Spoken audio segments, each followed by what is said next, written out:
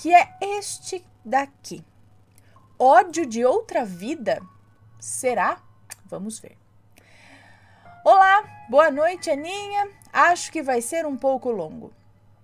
Eu queria contar uma história, mas antes eu queria fazer uma prévia sobre alguns pontos. O que houve é real e todos os nomes foram trocados. Inclusive, todos os nomes foram trocados. Meu marido vem de uma família extremamente católica. Lembrem-se disso, pois será importante no futuro do relato. Mas é claro, eu, como uma pessoa relacionada com a religião tradicional iorubá e candomblé, nunca fui bem vista pela família. E existem 3 coisas importantes, coisas a ver com a minha crença nessa história. Primeiro, a lenda das crianças que nasceram para morrer. Não direi o nome porque traz azar falar em voz alta. Obrigado, que eu também não quero falar, então não, porque eu não sei nem do que se trata, gente. Me explica o que é isso. 2. O viver na mentira. Principalmente a mentira que contamos a nós mesmos. Então, o viver na mentira e suas consequências. E 3, mas não menos importante, o terceiro, sofremos a consequência das decisões de nossos ancestrais. Por exemplo, você ser brasileiro porque o seu bisavô decidiu vir para o Brasil. E então, isso está ligado diretamente à primeira, que é a lenda das crianças que nasceram para morrer. É isso? Bom, quero apenas deixar uma ressalva aqui. Tudo isso eu descobri após a trágica morte do primo do meu marido. Antes eu só sabia pedaços da história. Pois bem, vamos começar. A avó paterna do meu marido, Dolores, é a típica Carola, que vivia na igreja. Fazia trabalho voluntário, nunca teve ajuda do marido, mas nunca separou porque era contra a igreja... Era contra a igreja católica? Ou a igreja católica era contra a separação? É isso? Aquelas histórias comuns de pessoas que nasceram na década de 20, que aguentava tudo, mas não separava. A Dolores teve 5 abortos, que ela achava normal, porque sua mãe, teve 6 abortos ou crianças que nasciam e morriam. Sua avó também, e assim por diante, então era normal. Lembrem-se disso. Até que, após uma promessa, o pai do meu marido nasceu. Então, ela conseguiu ter ele. O pai do meu marido nasceu, Paulo, sem nenhum problema físico. E após, a sua irmã, Maria, nasceu também. O avô paterno do meu marido era uma pessoa extremamente ausente e vivia no bar. Não sei se ele era uma pessoa violenta, mas acredito que sim, por causa da continuidade que houve ali na família. De pessoas violentas, é isso? Não sei. Os filhos do meu sogro são 2 meninos. Bom, Matheus já está parando a roliça. Os filhos do meu sogro são 2 meninos. Luciano, meu marido, e Marcelo, seu irmão 7 anos mais novo. E os filhos da Maria eram 2 meninos também, Mateus e Luan. A diferença de idade é mais ou menos assim. Luciano, mais velho, Luan nasceu 4 anos após, Mateus 2 anos depois e Marcelo 1 ano depois. Os 4 eram bem próximos. Mateus era gordinho, tinha descontrole com a comida e era extremamente arteiro. O porquê eu descobri mais tarde. Os meninos cresceram, estavam na faculdade. O Mateus sempre dizia que odiava o pai, até estourar aquela bomba na família. O marido da Maria, que vou chamar de bicho, porque eu não tenho nem denominação para um ser desse, ele a agredia, humilhava e falava que o Mateus não era filho dele. E tratava o menino muito mal desde que ele nasceu. Acontece que o Mateus era parecido com a família da mãe, enquanto que o Luan era parecido com a família do pai. Sendo assim, o dito cujo falava que a esposa o traía. Mateus é a cara dos primos e do tio por parte de mãe. Bom, Maria saiu de casa e foi morar com o filho em outra cidade, a uns 200 quilômetros do marido, do ex-marido, do bicho. Por um ano, ela viveu bem, até o Luan começar a falar que não queria que a mãe se separasse, porque ele não queria ver os pais separados.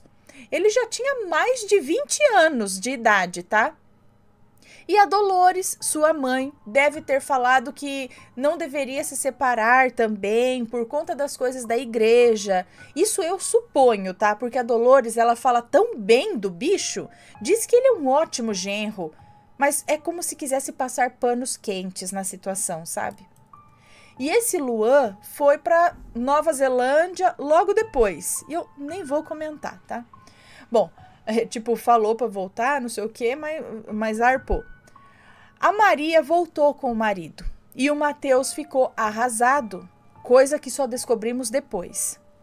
Mateus era um menino alegre, animado e muito amoroso. Um pouco estourado, mas sempre querendo atenção e sempre querendo ter uma família. Um dia ele passou um final de semana conosco em São Paulo e eu dei uma bronca nele, falando que almoço e janta a gente deve comer junto, assim, sentados na mesa, todos juntos, acredito, né? Então, eu desligaria a internet se ele não saísse do jogo. Ele deu um piti, mas depois que eu desliguei a internet, ele comentou. Queria que eu tivesse tido uma família assim e que a minha mãe brigasse comigo dessa forma. Eu não vou mentir, Ana. Aquilo cortou meu coração. Mas ele já era adulto, tinha 19 anos e já estava na faculdade. Bom, 3 anos se passaram e fomos visitar a minha sogra. Quando ela conta que o menino fez uma cirurgia e que precisava de ajuda por 3 dias, ele precisava ser levado para tirar os pontos, que ela teria feito tudo por ele porque a Maria, a mãe, não tinha autorização do bicho para cuidar do filho. Peraí, deixa eu entender. 3 anos se passaram e fomos visitar a minha sogra. Eu tô meio perdida agora, quem é quem na história, gente. Quando ela conta que o menino fez o Mateus, é isso? Fez uma cirurgia e que precisava de ajuda por 3 dias. Ele precisava de ajuda 3 dias, precisava ser levado para tirar os pontos. Que ela é a avó dele, então, é isso? Que ela teria ido fazer, ou ela tinha ido fazer tudo por ele, é isso? Porque a Maria, que é a mãe dele, não tinha autorização do pai dele, do bicho, para cuidar do próprio filho. Olha, para não dizer monstro, né? Mas também eu não tiro a culpa da Maria, não, porque foi escolha dela. Minha sogra não é santa, afinal acabava sempre jogando na cara o que ela fazia por ele também. Mas ele sentia um apoio nela. O Mateus chegou um pouco mais tarde e aí ele nos contou que tinha sido sua colação de grau, que ninguém foi porque ele não convidou ninguém mesmo. Afinal, a própria mãe sabia e não quis ir porque o bicho era importante. Porque o bicho era importante? A própria mãe sabia que ia ter a colação de grau e não quis ir, porque o bicho, o marido dela, né, era importante. E o Luan, seu irmão, também. Mas que ninguém ligava para ele. A mãe falou isso? Que, tipo, o marido dela e o outro filho eram importantes, mas ele, ninguém ligava. A própria mãe sabia e não quis ir. Porque o bicho era importante, o Luan também, mas que ninguém, ou ele falou isso, que a mãe não quis ir porque achou que só ele não importava. Bom, falamos que nós estaríamos do lado dele, porém era possível notar a tristeza, a mágoa, a raiva dele, porque era a mãe que ele queria que estivesse na colação. Isso foi 6 meses antes do ocorrido acidente. Mateus nos chamou para fazer coisas ilícitas aquela noite. Como nós negamos, e eu expliquei para ele que já fazia mais de 5 anos que a gente havia se formado e que agora a nossa religião diz que Nada que nos tira a consciência para tomadas de decisões deve ser usado, inclusive álcool em demasia. Perguntei se ele estava bem e a resposta foi: como vocês estão caretas. Após isso, saiu para fazer o que queria fazer com o Marcelo. Lembro de ter alertado meu marido, pois afinal, há 2 anos atrás, ele tinha tido um acidente de carro e dado PT no carro. Até hoje, não se sabe como ele saiu vivo. Meu marido, mesmo sendo do candomblé, não deu muita bola. E foi. Acho que é isso, né? O marido dela, que é o Marcelo, não sei, tô perdida. Em agosto de 2018, recebemos uma notícia de que o Matheus estava desaparecido. Após 6 horas, havia informação de que o corpo tinha sido encontrado. E ele havia morrido afogado. Fomos correndo para a cidade, 8 horas de viagem. Infelizmente, para a cena mais triste que já vi na vida. Um velório cheio de amigos e um que gritava: por que eu não fui com você? Por quê? Por quê? Não era para ser assim, era para ser aquele desgraçado e não você. Eu acredito que ele estava falando do bicho, do pai dele. Após o enterro, a Maria havia encomendado um túmulo monumentoso, mas luxuoso até, enquanto o bicho esboçava um ar calmo de quem se livrara de um problema. A primeira frase que Dolores me falou com tristeza nos olhos foi: Deus já nos havia mostrado que isso aconteceria. E o meu sogro disse: até que demorou para acontecer com algum dos 4, o Marcelo, o Luan, o Matheus e o Luciano. Eu não vou mentir, tirando o bicho, todos estávamos arrasados. Só que a fala dos 2 me deixou com uma pulga atrás da orelha. Era como se tivesse tido muito mais tragédias na família. É isso? Ou como tinha tido muito mais tragédias na família, mas eu deixo claro que esse assunto meio que virou um tabu ali na família também. Inclusive, o nome do Matheus. Após isso, a Maria falou que ficaria com o bicho até ele morrer, mas que ela o odiava e que chorava todos os dias, mesmo após 4 anos se passando. O Luan fez aquela declaração patética via Facebook no dia do enterro, mas era outro que também pisava e humilhava o Matheus. E foi aquele que, por aparências, queria que a mamãe voltasse com o papai. Que nojo, ela tá dizendo aqui, ó. Meu marido sofre até hoje essa perda. Todo mês de junho e julho eu pego ele com um ar triste e ele sempre fala que saudades dele. Às vezes ele fala que ele era mais um irmão dele. Foi uma perda dolorosa para a família. O que houve? De acordo com a polícia, Matheus estava numa rave e havia usado muitos entorpecentes, ficou violento e ainda foi registrado ele falando tipo, meu pai é um desgraçado. Por isso ele foi expulso da rave. Ele estava com alguns amigos que só perceberam na manhã seguinte que não achavam mais ele e reportaram o desaparecimento para a mãe. Estavam com o celular, com a chave do carro, porque eles estavam na bolsa da namorada de um amigo.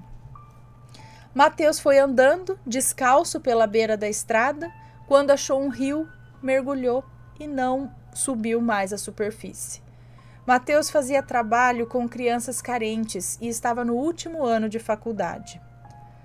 Agora eu vou contar a parte bizarra que ocorreu no dia do enterro.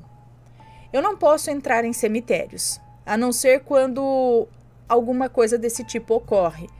Porém, algo havia naquele velório, algo pesado, que me faz achar até hoje que ele tirou a própria vida. Além disso, você ouvia risadas de crianças pelo local. Porém, obviamente, não havia crianças ali. Bom, as crianças que nascem para morrer nem sempre são crianças. Eles nascem para morrer antes dos pais, podendo ser adultos quando morrem. Isso é um karma que ronda essa família, como muitas outras. E esse era um karma do meu marido, que foi salvo pelo seu... e esse era um karma do meu marido também, mas que foi salvo pelo meu babá. Nos contos iorubás, são como demônios.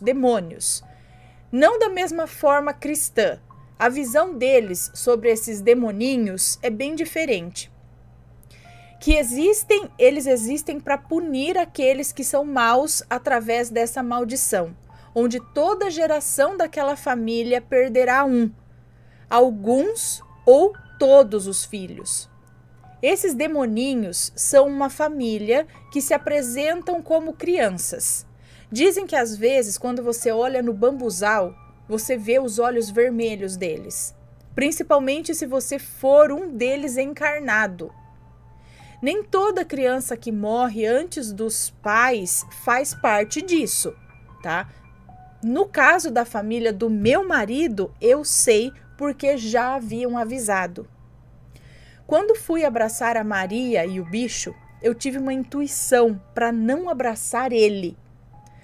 Como era um cemitério, havíamos ido com muita proteção. Fios para os candomblecistas e guias para os umbandistas. Meu marido decidiu abraçar o bicho. Na hora, ele sentiu unhas tentando arrancar as proteções dele. E ele segurou onde ele sentiu ser puxado. Na noite anterior ao enterro, paramos na estrada. E naquela noite do enterro, eu não consegui dormir. Eu via sombras no quarto e, é claro, sombra nunca é coisa boa. Isso que quando chegamos do cemitério, tiramos todas as roupas. Já lavamos as roupas e ainda tomamos um banho de limpeza com canjica. Só quando chegamos em casa, em São Paulo, conseguimos descansar. Te falar que medo assim, eu não sinto, mas eu não gosto dos pesadelos, então eu prefiro ficar acordada. Eu não sou a melhor pessoa com narrativas, mas eu queria contar essa história para que, quem saiba, alguém esteja passando pelo mesmo. E eu tenho algumas lições disso. Primeiro, tomem cuidado com as decisões que vocês tomam. Isso pode acabar tendo consequências por diversas gerações. Segundo, não vivam na mentira. Uma hora a verdade aparece e você se cobra em viver na mentira. É isso? Todos fecharam os olhos para que havia necessidade de ajuda. Todos fecharam os olhos para a necessidade que havia em ajudar esse menino. E olha a consequência. Terceiro, não deixem para construir um jazigo bonito. Não esperem, né? Para depois que morrer, construir o mais luxuoso e belo jazigo. Diga, enquanto está vivo, eu te amo para quem você ama, enquanto eles estão aqui, né? Encarnados.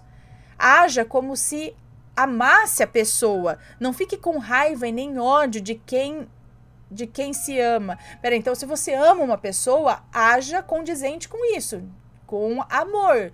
Diga que ama, haja conforme, né, haja com amor com essa pessoa e não fique com raiva e ódio dela. Diz que ama, mas vive com ódio, com raiva. Então, se você ama uma pessoa, acho que você não fica com raiva e com ódio. Não é algo tóxico. Acho que é isso. A vida é uma só. E após a morte, o significado para o desencarnado muda. Não adianta ficar postando fotinho no Facebook e no Instagram depois que morre. Mas sabe, estava vendo... Que isso, gente? Tem um bichinho andando aqui. Mas sabe... Eu estava vendo a história da moça do sultão com o ex-noivo dela, um outro relato aqui. E eu penso que o que ocorre entre esses três é algo kármico e repetitivo. Porque o bicho, por exemplo, sempre odiou o menino, desde o momento que ele nasceu e viu o rosto da criança. É um ódio meio que sem razão, não tem muito um porquê, né? A Maria continua com o bicho. e tentando tapar o sol com a peneira ainda a respeito dele. Fazer o quê, né? Tá. Ok, muito obrigada. Tá, entendi, assim, fiquei um pouco confusa aqui, mas acho que eu entendi. Primeiro que ela quer dizer aqui é que não é certo, né, você ficar sustentando algo, né, vivendo na mentira, que sustentando algo que você sabe que não vai para frente, não é legal, não tá, né? E fechando os olhos para problemas reais, que nem no caso o menino, né? Ela continuava apoiando, era o filho dela, não era? E aí apoiando o cara que tá falando que não é filho de... Gente do céu, não sei. E ela quer dizer dessa isso seria uma maldição, então, devido aos erros dos antepassados. Ela falou dessa maldição aí, que, vamos dizer assim, o pai ou os pais dessa família sempre... Porque a ordem natural das coisas, né, seria você perde os pais e você continua a sua vida, né? E não perder os filhos. Então ela tá falando que alguns casos, isso na religião dela